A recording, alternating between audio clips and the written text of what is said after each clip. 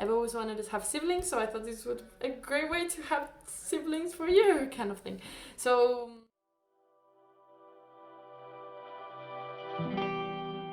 hi everyone, my name is Naia and I am 19 years old. I received lots of questions from all of you guys and girls, au pairs, and so I decided to make a video. It would be much more simple to explain everything and respond all of the questions because there were lots. So yeah, let's get into the video. The first question that I've got that maybe I didn't do very well in the past few posts was to introduce myself, where do I come from, my age, and why I chose Paris. So I'm originally from Argentina, but I grew up in Canada, in Vancouver. But my family lives in Spain, and I did my year abroad as an au pair in Paris, so after high school, and I am currently living in the Netherlands where I am attending university. Well, as I said, I'm 19 years old, and why I chose Paris is because I had visited Paris before and I fell in love with the city, and I've also always wanted to learn French. And I thought of learning it in Canada, in like the Quebec part, but I wanted to come to Europe, and my family moved to Europe, and I thought this is the perfect time. So that's why I chose Paris. So one other question that I received, which I think has two parts to it, was what do you have to do to become an au pair?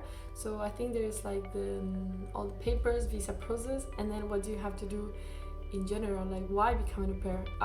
So I'm gonna go with the second one. And then later on there's other questions that you guys send me more related to the visa process, papers and stuff like that, which I will be answering as well. So to become an au pair, I mean, there's not a rule or a certain thing specific that you have to do, but I would say that you definitely have to somehow like children, like to spend time with children, work with children, and be a person that has relatively a lot of patience, because children require lots of patience. And I would also say it is really nice, especially for the families, if you already have some experience working with kids, looking after kids, or something related to kids. And in my case, I had babysat for many years back in Canada. So, and I've always liked children. So yeah, I thought it was a perfect combination. Learn a language, live in a new country while looking after children, and I've always wanted to have siblings, so I thought this would be a great way to have siblings for a year kind of thing. So yeah, so you have to like children, and if you have some experience, it's great. But also, even though I said that, if you don't have experience with kids, but you like kids and you're willing to take a new challenge and like get out of your comfort zone, definitely do it. I know so many au pairs that never worked with kids before, and they still became au pairs and they love the experience, and yeah, and they were great at it. So another question that I received is, what is the most important thing to know before choosing a family? So I watched so many videos about what kind of questions to ask to the family when video chatting with them. So yeah, like I found my family through AuPairWorld and through France. No, I did not speak French. And so during my year as an au pair in Paris, I was actually with two different families.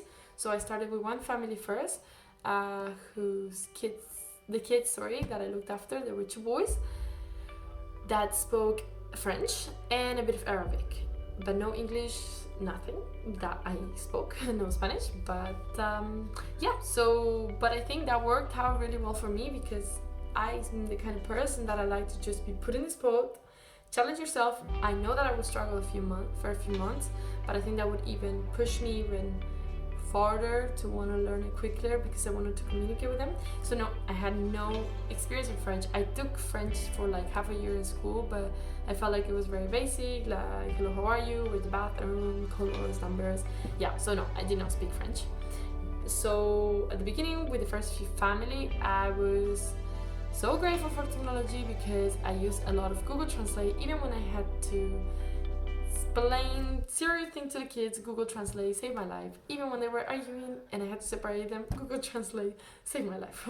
So no, I didn't, but I think it's a great way to learn a language, and you're gonna meet so many people that are there in the same position as you, and it's just so fun to like go through this whole experience with friends, with a new family, and the family will be so willing to learn. Like the last family who I was with, the dad spoke English, the mom didn't, and she spoke only French, and we managed, like, she helped me, I helped her with English, same with the kids, like the kids understood English but they couldn't really speak it, or they could a bit. So it's I mean, the family is already looking for an au pair, so they know sort of what to expect.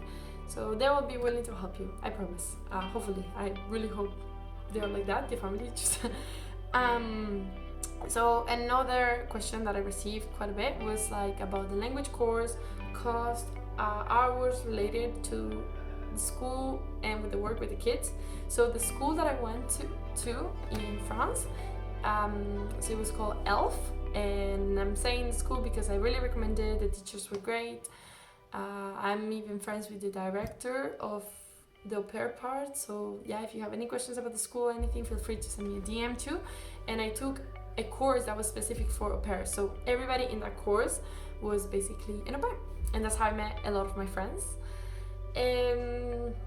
So yeah, I had classes Monday, Tuesday, and Friday. Monday and Friday it was more about speaking, learning how to write, and then Tuesday it was more about like the history of Paris and France and like pronunciation.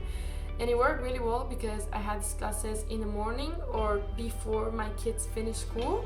So it worked out really well because they accommodate to the schedule of an au pair. And in Paris, the schedule of an au pair should be like between 30 to 35 hours of work, and usually you just pick up the kids from school and you're with them until the evening. You take them to activities and things like that until the parents get back home. Except on Wednesdays, which kids in France, I'm not sure if it's in all France, but I think it's in all France for what I've heard. Kids don't have school on Wednesdays. So I was all day with my little boy, and then the little girl did have school, so then we just pick her up from school at noon. But so yeah, I had no school Wednesday and Thursday, which was really nice. So then Thursday I have the morning free to meet my friends, explore Paris. Yeah. So, and about the cost, so they have prices that are for au pair, but it also depends like where you come from, currency and all the things, especially now more than ever with what's happening in the world. But the course that I paid, like the cost was around, I'm not quite sure and I don't want to say it wrong, but I think it was around 400 and something for like 4 months or something like 3 months, something like that. But I think it was a really good price. The classes were great, the teachers were great, we spoke French all the time. No matter if you had somebody speaking the same language as you next to you, then they would pick on you and make you speak French. So it was really good course, definitely would recommend it. So ELF, ELFE. And then who paid for my language courses was another question. So I will get more into this, like about what the family should pay for you, like under the law, and what they don't have to pay for you, but if they offer to pay for you, that's great. But I paid for my language course. So actually the first family who I was with, they offered to pay my first, I think 2 months of French school, which was really nice of them. But the rest I paid it myself. It was something that I knew I would have to pay, and that would be under my pocket. And so yeah, it's not an obligation for the family to pay for your language course, but there are families that are willing to offer you, or you can ask, make a deal somehow. So yeah, but that is more up to you and the family. And then another question that I think is very, very important, and I'm gonna be very realistic with you guys about this question. Do you have to bring extra money, or is it enough with this salary? So if you're thinking of going to a city like Paris, which Paris means expensive, or I don't know if it means necessarily expensive, but it means that there's so many things to do, and you're gonna wanna go out, and you're gonna wanna go out to those little cafes and go for food with your friends, because after being for a whole week with the kids, on the weekends all you're going to want to do is be with your friends.